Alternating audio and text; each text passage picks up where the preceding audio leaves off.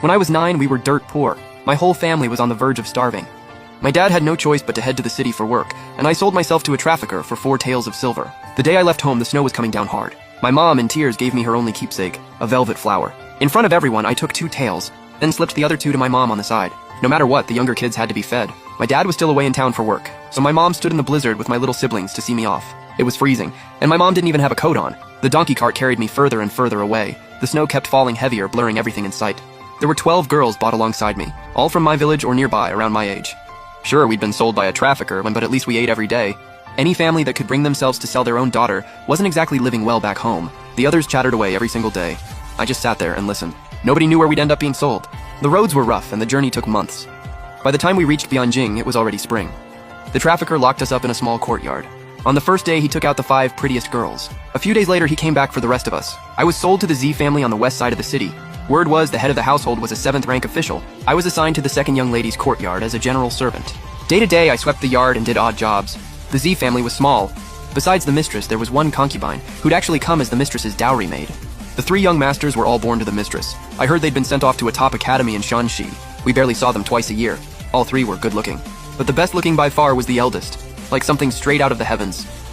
The first young lady was also the mistress's daughter, 13 this year. She looked quiet, but she had a temper. The second young lady was the concubine's daughter, only 7. Fair, chubby, looked like a little Lucky Charm, always smiling. She was the youngest in the house, and everyone spoiled her rotten. The C family treated their servants well. After a year there, I'd put on quite a bit of weight. The mistress gave each of us 200 coins a month, plus bonuses during holidays. I quietly saved every bit of it, hoping one day I'd find a way to send it home. To me, every single day there was a good day. The work was nothing compared to back home. In my spare time, I picked up knotting and sewing. I'd chat away with the other girls. The first young lady was really into poetry and books.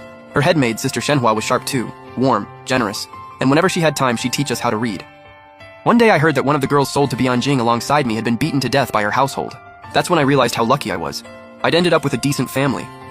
The life I was living was practically paradise, but things fell apart fast. The year I turned 14, the master got caught up in some kind of trouble. The Z household was raided. Everyone 15 and older was thrown in death row. Only the married-out daughters were spared. The night before the raid, the mistress returned every servant's indenture papers. She gave each of us 10 taels of silver and set us all free. The Z family had only recently come up in the world, so all the servants were newly bought. In one night, everyone was gone. I pocketed everything I'd saved over the years and was ready to head back to my village. But then I looked at the second young lady, 9 years old, still totally clueless about the world, and I just couldn't do it. The Z estate had been seized. Neither of us had anywhere to go. She couldn't go by her old name Chongyang anymore either, so I gave her a new one, Qingshu. She was my little sister now. My name was Qingwan, Chen Qingwan. The Z family was locked up in death row. Even if I spent every coin I had, there was no guarantee I'd get to see them. I had to keep Qingshu alive. That was the priority.